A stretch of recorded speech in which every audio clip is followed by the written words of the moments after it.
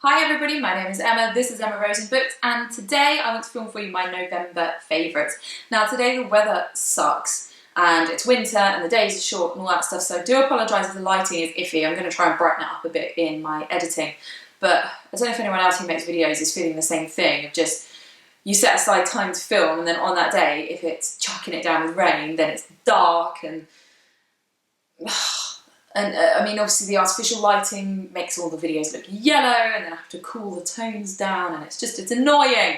It's annoying. I hate bad weather anyway. But anyhow, today I am going to talk about my favourite things. I have categories that I talk about each month, and those are in the description below. So yeah, each month I go through the same things, and let me know what you think of favourites videos, because I'm kind of thinking about the content that I put on my channel with New Year coming round. And I mean, I like doing them, but I'm conscious of the fact that I only put one video up a week, and so I've got a few ideas of other videos that I can do over the next few months on other bookish things, writing and reading and stuff. And obviously favourites videos aren't strictly that. I don't know, I'm just really curious. So, I mean, obviously if you're watching this, you're gonna like favourites videos, you would think. But just curious what you think, because I'm kind of thinking about going into the new year and whether I'm going to keep doing the same, whether I'm going to change things, or I don't know, it's just a time for reflection, isn't it?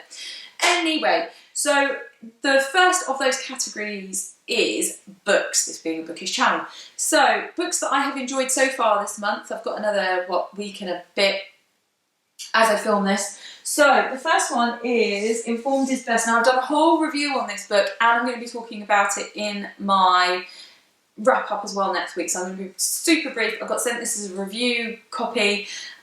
It's basically about how to interpret health advice, particularly around parenting, so thinking about how research was done, how it's been reported, all that kind of thing, and using all that information to decide what advice you want to follow or what information you want to trust. So it's really good for people who are trying to make those kind of decisions, or equally if you're interested in kind of a research type future, because actually it just gives you a really good grounding on how research works and how that's then disseminated into the press and all that kind of stuff. So I read that and I really enjoyed it. The other book that I really enjoyed this month, which I'll stick a picture somewhere of because I listened to it on audiobook, was a book called Hard Pushed by Leah Hazard. Now this is again, I'll be talking about it next week, so I'm going to keep it brief for the purposes of this video.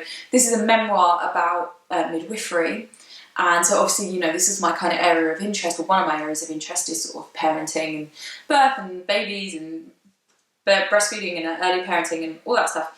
And so I very much enjoyed this. What I liked about it is that in a similar vein to the Adam Kay book, it really gave you a sense of how overstretched the NHS is, and the strains of people working within that system who, you know, have the best of intentions. And I mean, I would imagine that anyone that goes into midwifery does so because they want to do something very positive and want to give women a positive experience and good outcomes and all that stuff. And then when you're put under immense pressure and low staffing and all this stuff, that you can't necessarily give the quality of care that you wanted to, and that has knock-on effects. I think it really made me think about that. Obviously it's something that I was aware of anyway, but I just think it really did make that very clear. I really enjoyed it. As I say, I will talk about it more next week, but basically it's a memoir of midwifery, and yeah, if you're into that kind of thing, then I would recommend it. The audiobook is read by the author, which is always quite nice, I think.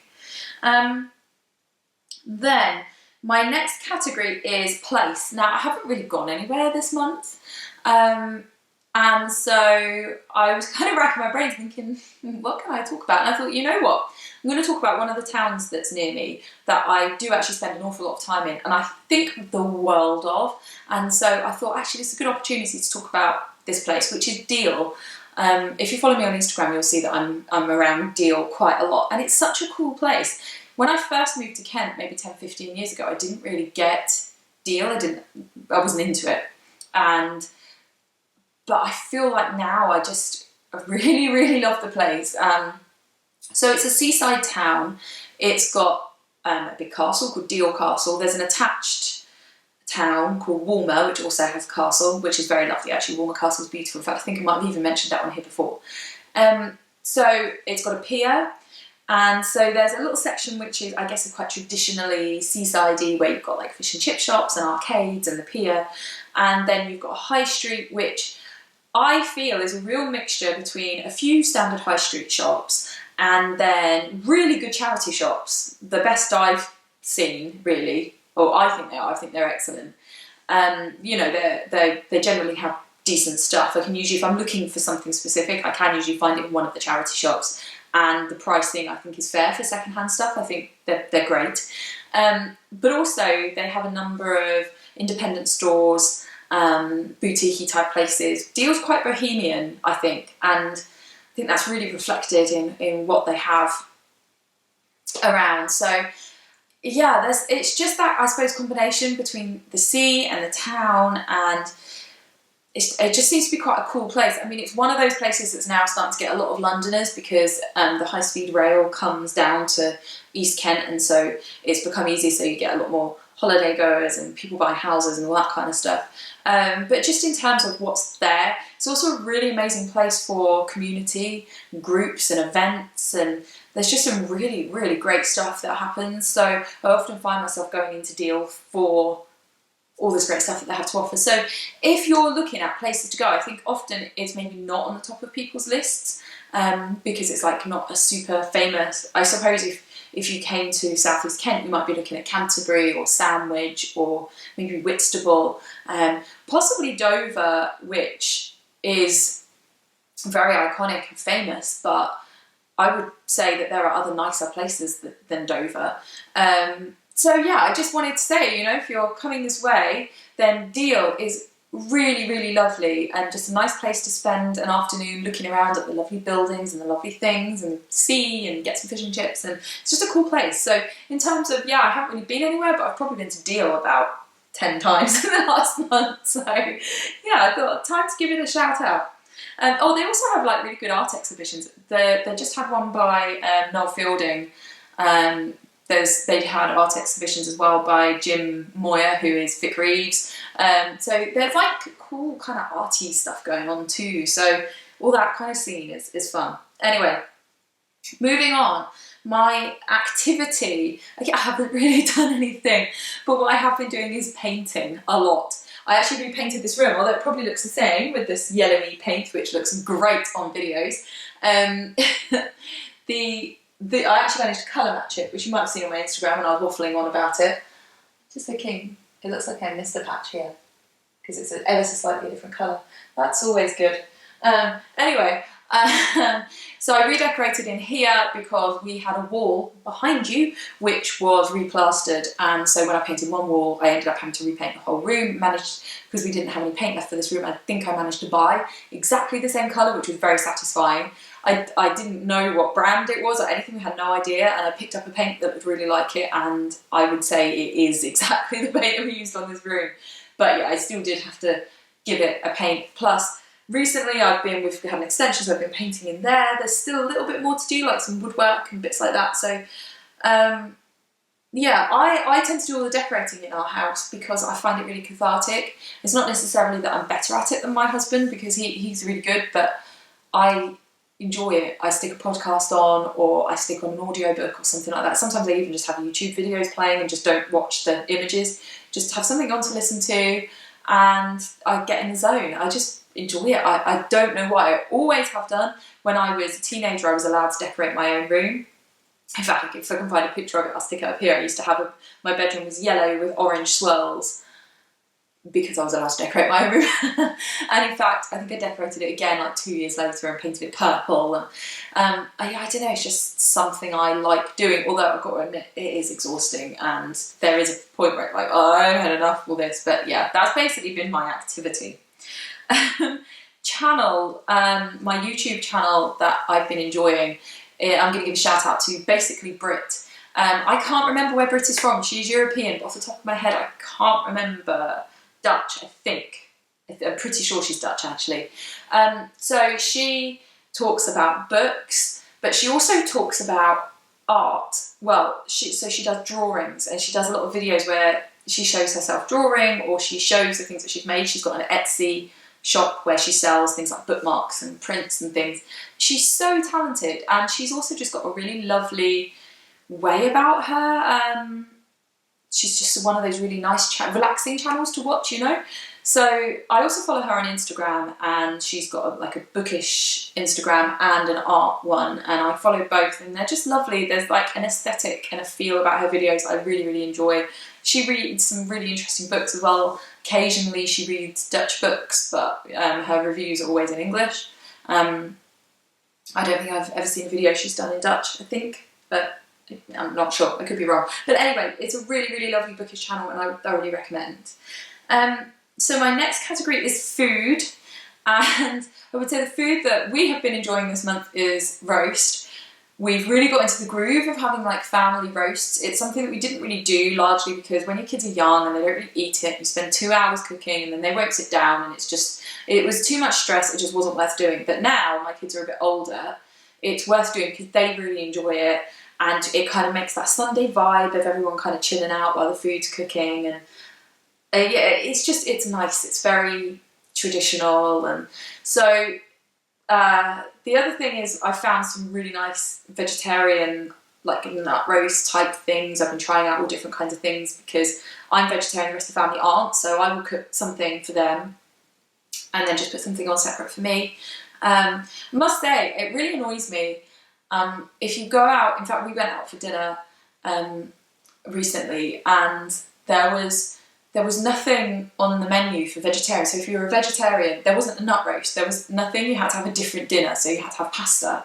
And it really bugs me as a vegetarian if there isn't an option, because, I mean, it's not even that hard to cater for a vegetarian. I think you could just have something. I appreciate that quantity is difficult for someone who's catering, but you can just have something that you can bung in the oven, like a little tart and I'm sure as a restaurant you can do that. You can just have something, you know, maybe the vegetarian's food takes a little bit longer to come out or whatever, but it's very frustrating when there's nothing, especially in today's day and age where people are a lot more aware. There's a lot more like vegan places, and so it just bothers me when you go somewhere and then discover that there's nothing for a vegetarian. There's no roast. That's what I'm getting at, not nothing, but there's no roast, because if you're paying a roast price and then what you're getting is like some pasta or some noodles or something that just isn't the same, and you can't, or like you're allowed to have the potatoes and the veg, but there's like £2 taken off, and it's like,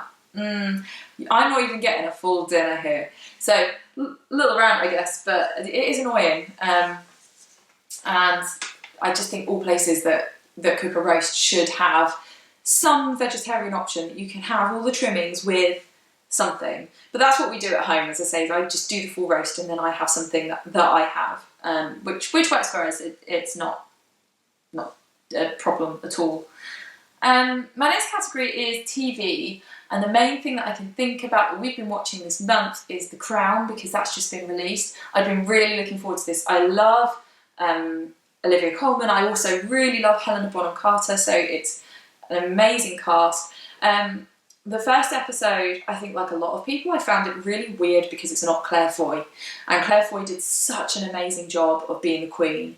And Olivia Colman's doing a great job too, but it's just a bit of a shock to the system when you're used to Claire Foy as the lead role. Then you've got a different actress who's playing it slightly differently. But I think now I'm into the groove of it. A couple of episodes later, I'm really enjoying it. I think that it's brilliant acting, a brilliant cast. And I love it when they talk about things I don't particularly know about, because I'm a bit of a geek when it comes to the royal family in general, like not even the current royal family, just royals. It's just something in history that I've always been interested in. So some of the things they talk about I already know, but there's been a few that I wasn't aware of.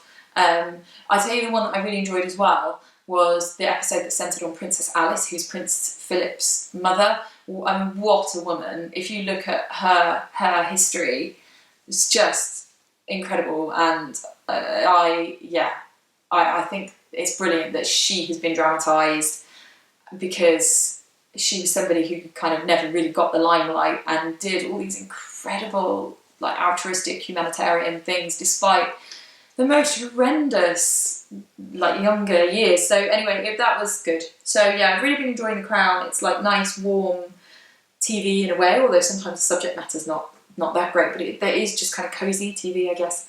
And me and the kids have been watching Strictly a lot. They enjoy it. So the thing about Strictly is it's such a time investment because we don't watch that much TV, and to try and find the time to sit down with the kids and watch a programme that's that long. And in fact, we fast forward all the judges' comments because otherwise it's just too long. So that's the only thing with Strictly. We have caught up now. We were about a month behind, but we've now caught up. But they do really enjoy it. My middle child loves dancing, so it's actually quite difficult to get her to sit down while we're trying to watch it. Like, sit down, watch the TV, and stop spinning. But yeah, that's nice. Music-wise, I have been back into Eddie Reader. It comes around every, like, at least yearly, if not 6 monthly. Eddie Reader is my absolute favourite, and I often have one of her CDs in the car. In fact, my radio in my car wasn't working for a while because the battery died.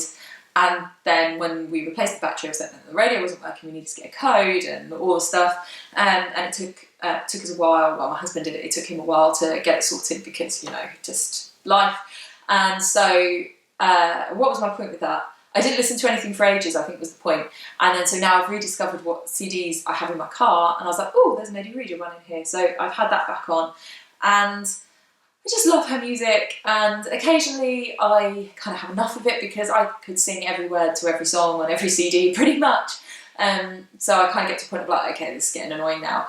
And then a few months later I stick it on, it's like, oh, I love it. There's just something about her voice. The music always tends to have kind of a folky, gypsy-ish feel. I've seen her live twice. I just absolutely love her music. She's, in case you don't know, because she's a little bit unknown, I suppose, she was the lead singer in Fairground Attraction, which was a band in the 80s, who did the song Perfect, that people may know, because that was in the charts. But I think her music's beautiful. Go and look it up. Particularly look up her Eddie Reader sings the songs of Robert Burns stuff, because that her voice combined with poetry of Robert Burns is just like divine. So that's what I've been enjoying. And then my final category is podcast. I've listened to loads of podcasts this month. I swear I've subscribed to like double the number that I had before. The most recent podcast I listened to that I was surprised to have enjoyed as much as I did was Griefcast with Carrie-Anne Lloyd. Now, the only reason I came across this is because I'm a big fan of Adam Buxton, so I listen to his podcast. It's one of my favourites. It's one of the ones where I download it and immediately listen to it. So I like that. I used to watch the Adam and Joe show when I was a teenager, and I've seen Adam's bug thingy at the BFI in London. I used to listen to the Adam and Joe show back in the day. In fact, I re-listen to it sometimes because it's just so up my street. I re-download really old episodes and listen to them and really make me laugh. And anyway, I saw on Joe Cornish's Instagram, because he was the comedy partner of Adam Buxton, he put that he was on a Radio 4 documentary with Adam Buxton about Shuby Taylor, who, if you watch the Adam and Joe show, that's the person who did the little bit of music at the beginning of their programme, and he's a scat singer. And I thought, oh, that sounds really interesting. So I downloaded it. I'd really recommend it. You can get it on BBC Sounds. It's really interesting. This kind of barely known, off the wall, like, scat singer who it's just such strange music, but very interesting. So I downloaded that. But when I did my sort of search terms and I was looking like Adam Buxton, like just trying to find it, I found the episode of Briefcast that he was on, which I'd heard him talk about with Carrie-Anne Lloyd when she was on his show, but I'd never actually downloaded and listened to it. I've only just realised that I think that my camera's totally on the wonk, so that's good. Anyway, so that, I downloaded that, and it was so interesting because it wouldn't ordinarily be my kind of thing to listen to something that's so focusing on death and mourning and that kind of stuff. And I only really downloaded it because it was Adam Buxton, and I like Carrie-Anne Lloyd as well. So, but actually, it was really interesting, and they talk in the podcast about the fact that it's something that doesn't get talked about, but is something that everybody deals with. And I thought that was a really good point. And it wasn't a sad podcast, really. It was a thought-provoking podcast, and there was lots of funny stuff in it. It was very interesting, and I think I'm going to download a few more because, yeah, I actually surprisingly enjoyed it. Normally I will shy away from things like that, but it was very good. So I would recommend that as kind of an unusual kind of a thing to listen to, or in my eyes it was anyway, but it was very, very good actually. And I'm very glad I listened to it. So that's everything. That's my favourites for November. We're heading into the Christmas season now, which is scary. I will be back next week for my reading wrap up. And yeah, for November that is. And planning out all my content for the Christmas period. How exciting. I'm not doing Vlogmas, to tell me in the comments if you are, but that just, the idea of filming that much and editing that much, it just seems terrifying to me as someone who only does one video a week. Just, what, every day? Are you crazy? So anyway, please like if you did, please subscribe for more bookish videos, and yeah, leave me a comment, let me know what you think, and I will see you all next week for another video. Take care.